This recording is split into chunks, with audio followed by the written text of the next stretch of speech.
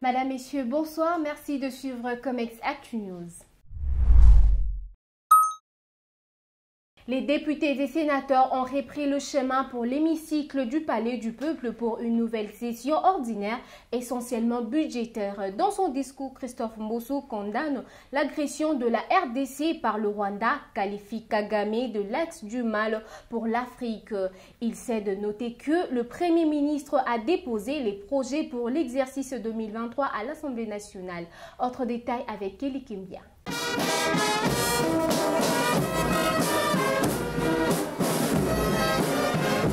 Rentrée parlementaire, Mbosso dresse un tableau sécuritaire globalement sombre à côté des lueurs politiques et économiques à l'occasion de la rentrée parlementaire. Jeudi 15 septembre 2022, dans la salle des congrès du Palais du Peuple, le président de l'Assemblée nationale, Christophe Mbosso, a brossé une situation sécuritaire toujours préoccupante dans la partie est du pays, aggravée par une nouvelle zone d'instabilité signalée à l'ouest mettant face à face Teke et Yaka dans le Mai-Ndombe.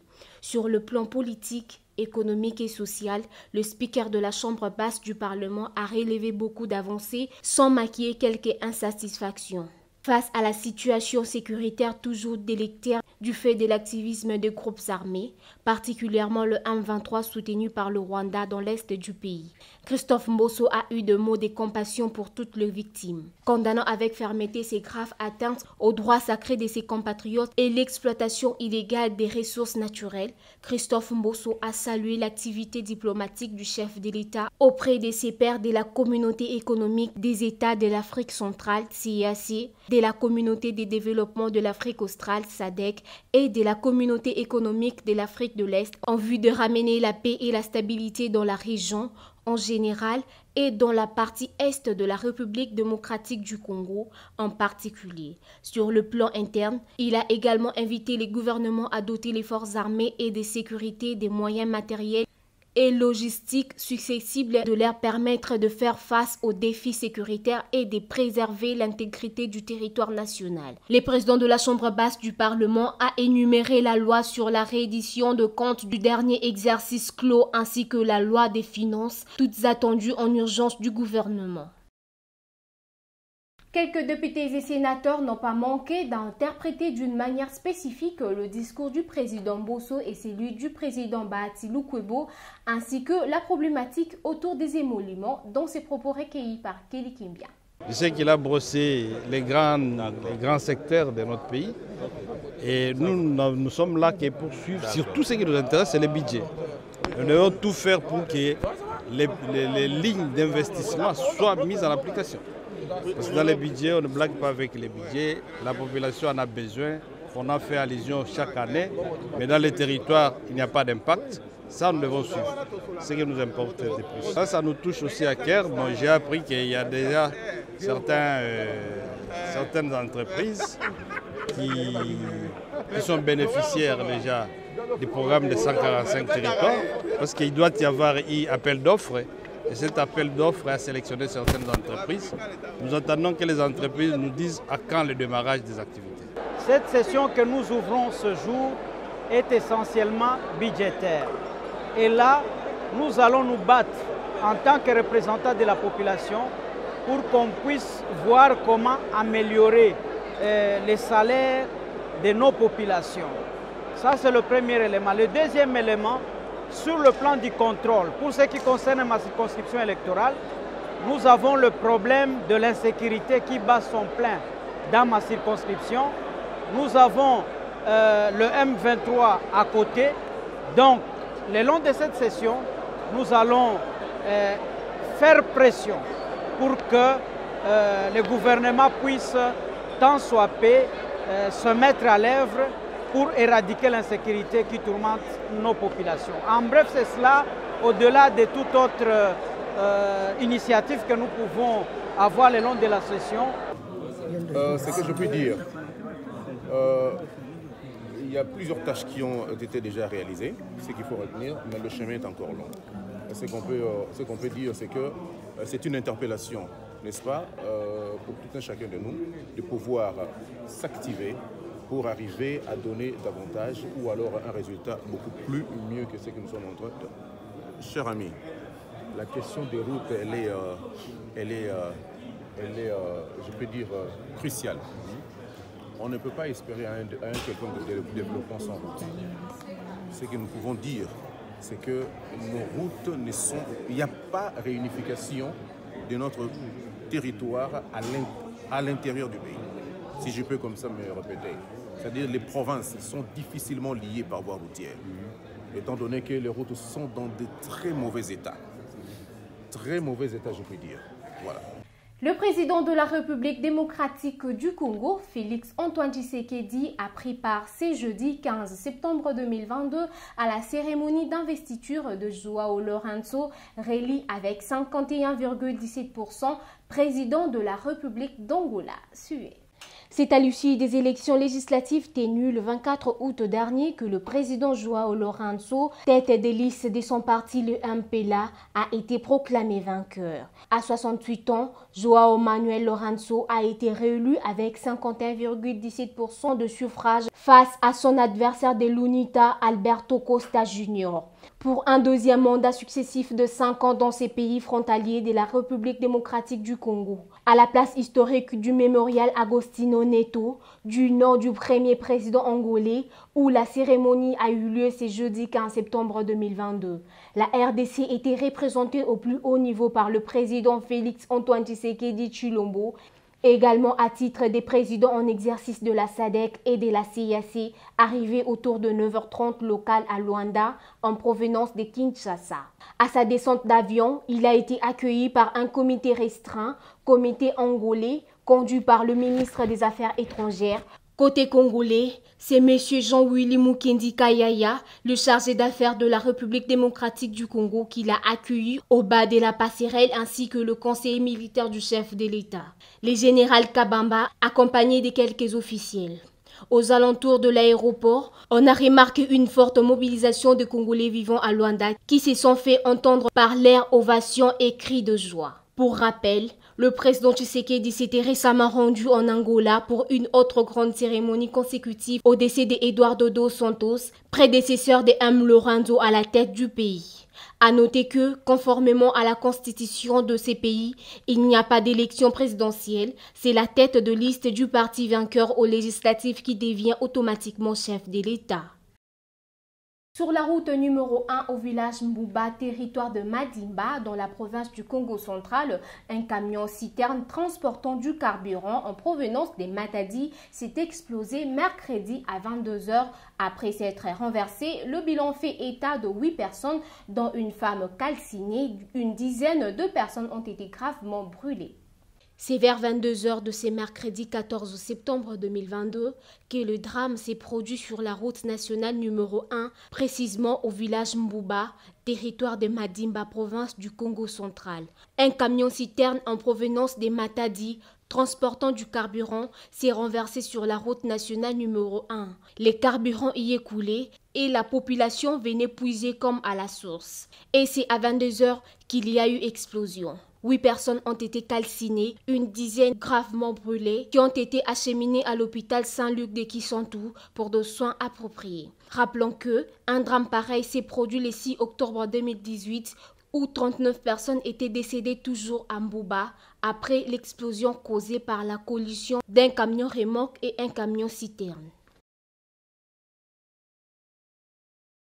Le monde entier a célébré ce jeudi 15 septembre 2022 la journée internationale de la démocratie. C'est quoi la démocratie? Élément de réponse dans ce reportage. Le monde entier célèbre chaque 15 septembre la journée mondiale de la démocratie.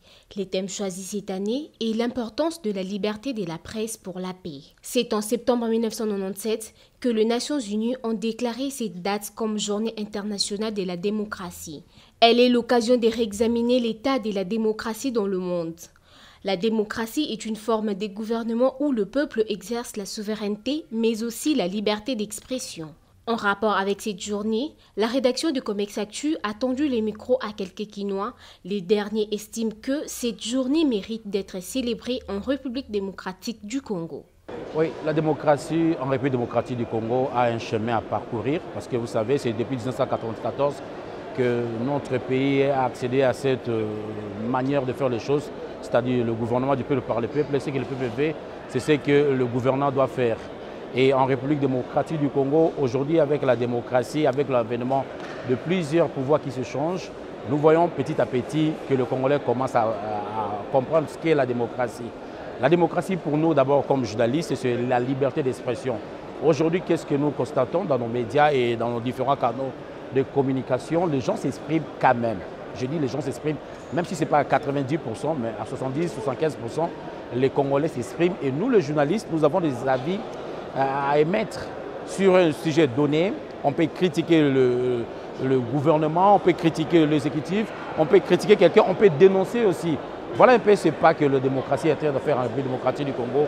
En 2022, nous croyons que les choses évoluent petit à petit depuis que Mobutu a déclaré que la démocratie puisse devenir en République démocratique du Congo. Joseph Kabila est venu, on a vu comment la démocratie était et aujourd'hui avec Félix Tshisekedi aussi, nous comprenons que cette démocratie commence à s'installer en République démocratique du Congo. Bon, pour dire qu'un pays est démocratique, il faudra que ce pays puisse respecter un certain nombre de critères. Entre autres, la liberté d'expression, la liberté de créer des partis politiques. Et si on prend seulement ces deux critères, pour la RDC, on peut directement connaître qu'il y a un sérieux problème. Certes, il y a des avancées, on organise des élections tous les 5 ans maintenant, mais dire que la République démocratique du Congo vit réellement la démocratie, ce sera être prétentieux. Parce que ces derniers temps, on remarque aussi qu'il y a beaucoup de personnes, des cadres, des journalistes, comme des hommes politiques qui sont mis en prison. Pourquoi? Parce qu'ils ont dit des choses contre le régime en place. Donc pour moi, il y a des avancées, mais on a encore un long chemin à parcourir, surtout du point de vue liberté d'expression. Désormais, le camp Luka, qui est demeuré depuis 1960, se verra intégré dans les 24 communes de Kinshasa grâce à l'érection de ces ponts qui relient ces quartiers à la commune de Selembaou, une réalisation signée Fachi Béton. Suivie. Les habitants du quartier Kanluka dans la commune de Ngaliema ont exprimé leur sentiment de gratitude à l'endroit du chef de l'État, Félix Antoine Tshisekedi Tshilombo, qui s'est soucié du désenclavement de ce quartier dense de la commune de Ngaliema en soutenant l'érection de ce pont qui va relier la commune précitée et celle de Selembao, enclavée depuis 1960. Dans le cadre des projets de développement du gouvernement de la République, les travaux d'érection de ces ponts, qui se sont arrêtés suite aux problèmes liés à la gouvernance du régime passé, ont repris à la grande satisfaction des habitants de ce coin qui se sont habitués à traverser les ruisseaux qui séparent la commune de Ngaliema de Selembao par une passerelle érigée par des particuliers moyennant 100 francs congolais. Le responsable d'Aaron Sefou, SARL, maître d'ouvrage de ce pont, a fourni à la presse des détails concernant l'arrêt et la reprise des travaux. Pour les travaux, d'ailleurs, d'abord, je commencerai par remercier le chef de l'État, son Excellence M. Félix Antoine Tshisekedi Tshilombo Fachi Béton, d'avoir pensé à la population de Kanluka, qui depuis 1960 que le Kanluka existe, on n'a jamais eu un tel ouvrage. D'ailleurs, le petit pont qui se trouve là vers le cimetière Kintambo et l'autre qui se trouve vers Sakombi, ce sont des ponts qui ont servi seulement pour les prêtres qui venaient parce que l'église catholique existait déjà. Il y avait des, comme, pour moi, je dirais que ce n'était que des passerelles. Aujourd'hui, il y a plus de 6 décennies depuis que le Kanluka existe. Il y a des présidents qui sont passés. Et enfin, pour désenclaver cette cité de Kanluka, nous nous sommes retrouvés avec un collégien. J'ai dit merci à au feu Papa Etienne Tshisekedi pour le travail abattu. Aujourd'hui, et le collège a fait sortir un de nous, puisque moi je suis collégien, donc un de nous à la magistrature suprême qui a pensé réaliser des projets pour le slogan du peuple d'abord, c'est-à-dire remettre le peuple dans ses droits, avoir une très bonne voie de communication, c'est déjà remettre la population dans ses droits. Et ici, les travaux évoluent comment? Les travaux évoluent à 90%. Parce que nous avons 6 mois pour exécuter ces travaux, mais c'est pratiquement ces 2 mois et demi depuis que ces travaux évoluent. Et je pense que si vous voyez de l'autre côté, demain ou le lendemain, dans quelques jours ici, nous allons relier ici. Vous êtes déjà sur les ponts, hein? Il faut savoir c'est quoi les ponts. Vous êtes déjà sur les ponts. On n'est pas sous les ponts, mais sur les ponts. Donc si on essaie de travailler ici, on va passer ici directement. Et la chaussée est en pleine exécution. Si vous passez de l'autre côté, là, vous commencez par Sakombi, vous verrez c'est déjà bétonné. Parce qu'ici c'est l'histoire de béton, hein? L'histoire de béton. C'est déjà bétonné jusque vers, je crois, la clinique Nganda. Contrairement à ce qui pourrait être comme une réaction négative, c'est lui qui faisait payer les enfants congolais comme frais de traversée à la population, s'est réjoui de l'initiative du gouvernement d'ériger ces ponts qui pourra permettre aussi la traversée des véhicules. Tozana po saboro on écoute ici la po makambo onyo se kufa. Te ata to ganyaka mba tozala ba misa musito osala. Moi oh ezadneti azala nga pesi so azala ngota leki. Mba ata wa sote mba ko zanga ko yeba ko swana batu. Soki oswana mutu ave na eloko te na olekisa ina. Nazomona bon musale so sala ma parce que soki maleme papa kwa po bazoyeba bazolela soki mbongo so bimate oh boye toyebi babiloko chef de l'état sa misa mbongo nyonso. Na musala otie salama. Tozana posa ndenge bazawana chef de l'état atelema pona musalo tona posa boro si la rapide. Tito kota décembre to mona totamo dans le. Les bénéficiaires n'ont pas manqué de mots pour exprimer leur sentiment de satisfaction à l'endroit du chef de l'état. Bon, namoni pour na minute oyo ezo kwa marché petit à petit. Tozo katsa kaka na travers ya bandeko ba chema baya, tozo katsa au foti moi 100 francs au leki. Kaka bongo seke to souffrir makasi. Boye salinga en tout cas bien. Pour comment on est là boye pour to bande au katsa sans difficulté, au katsa soit na makolo soit na mutuka sans que au pèse à moi 100 francs, wana de perception de moi 5. Bon, c'est vrai en tout cas service qui toko très bien. Et puis pèse ba valeur ils ont pèse déjà que nan pour na nécessité. C'est pèse ba valeur ba parcelle nyonso donc c'est le mbao na kanluka. Avantage pesa makasi. To bano kende tambo, brikini, hein? Carigresse partout, au Kenepe Makala, hein? En tout cas, félicitations. La fois passée, parce que c'est la troisième fois. Première fois, Katanaka. Deuxième fois, Katanaka. Seconde, troisième fois, à partir de Yemoko, donc président Tchitsia, hein? Et ça, au Kenepe Nokutu, hein? Rapide. Ce qui est bon, c'est la gang au vent, pour décesser la Nankala. Mais c'est parce que comme on a côté finissage quoi, hein, par rapport à désormais, dans les jours qui viennent, le Kanluka qui a toujours été négligé et enclavé se verra intégré dans les 24 communes qui composent la ville de Kinshasa. Est-ce grâce à Fachi Béton? Voici à présent le tendance de valeur de base de bois congolais à l'exportation pour la période du 1er mai au 31 octobre 2022. Les tendances semestrielles de la mercuriale des bois allant de la période du 1er mai au 31 octobre 2022 se présentent comme suit. Le grume d'Afromosia observera le prix de 384,33 € pour la qualité marchande le mètre cube, 338,36 € pour la qualité standard le mètre cube et 303,94 € pour la qualité bois courant le mètre cube. Le grume du bois Sipo observera le prix de 271,26 € pour la qualité marchande le mètre cube, 255,21 € pour la qualité standard le mètre cube et 211,75 € pour la qualité bois courant le mètre cube.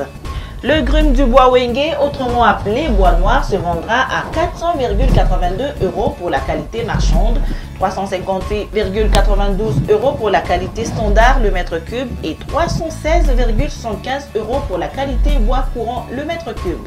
Le grume du bois Tamia coûtera 144,54 € pour la qualité marchande, 130,7 € pour la qualité standard et 108,44 € pour la qualité bois courant le mètre cube. Le grume du bois Iroko observera comme LM le prix de 314,81 € pour la qualité marchande, 283,32 € pour la qualité standard et 247,30 € pour la qualité bois courant le mètre cube. Le grume du bois Kaya observera comme LM et coûtera pendant cette période 233,48 € pour la qualité marchande, 209,83 € comme prix standard et 183,20 € pour la qualité bois courant le mètre cube. Du côté du bois Kosipo, le grume observera comme prix 141,7 LM, 126,98 c'est son prix standard et 105,78 € pour le bois courant. Le bois Padouk observera le prix de 300,28 € pour sa qualité moyenne, 245,87 € pour la qualité standard et 191,62 c'est le prix de la qualité du bois courant le mètre cube. Bouclons avec le bois Tola dont le grume coûtera 142,5 pour la qualité marchande, 127,83 € pour la qualité standard et 106,52 € pour la qualité bois courant le mètre cube. Voilà tout pour cette mercuriale des bois. Votre magazine d'information générale Comex Actu News vient de lancer une édition spéciale sur la réhabilitation de la foire internationale de Kinshasa. Suivez le contenu dans cet élément. Comex Actu Magazine, déjà dans vos kiosques, découvrez l'édition spéciale de la foire internationale de Kinshasa. À la une, l'implication du président de la République, Félix Antoine Tshisekedi Tshilombo, dans la réhabilitation de la foire internationale de Kinshasa. Une vision qui devient réalité, répondant aux aspirations du chef de l'État, le ministre du Commerce extérieur, Jean-Louis Seboussa Togba, a pris l'engagement de mener à bien l'opération de la modernisation de la FIKIN, foire internationale de Kinshasa. Dans le meilleur délai, la FIKIN va retrouver ses lettres de noblesse. Dixit, Jean-Louis Seboussa Togba. Vivez la signature des deux contrats entre le gouvernement et l'entreprise turque Souma. Qui sont les nouveaux mandataires de la foire internationale de Kinshasa? D'où viennent-ils? Qui sont-ils? Quel est leur parcours, leur objectif? C'est à découvrir dans votre magazine Comex Actu. Revivez la visite du président zambien au pavillon de la République démocratique du Congo en Zambie, représenté par l'Office congolais des contrôles, OCC, à la foire d'Ndola. Élevé au rang de docteur honoris causa pour ses actions humanitaires, le ministre d'État, ministre de l'Aménagement du Territoire, Guy Ndomboyo, d'indiquer que ce prix renforcera son engagement pour être aux côtés de ceux qui sont dans le besoin. Découvrez et faites découvrir dans votre magazine les 3 ans de Jacques Kiaboula à la tête de la province du Haut-Katanga, avec des réalisations palpables dans cette province. Comex Actu vous fait découvrir une Congolaise ingénieure dans la mécanique aérospatiale, Abigail Lomata. Avec Comex Actu, découvrez les tendances des produits miniers et agricoles. Comex Actu, votre magazine. Comex Actu, communiquez autrement. Lisez et faites lire votre magazine, Comex Actu. Et voilà, c'est tout pour cette édition, Madame, Messieurs. Merci pour votre réelle attention. Merci à l'équipe technique et rédactionnelle. Bonsoir.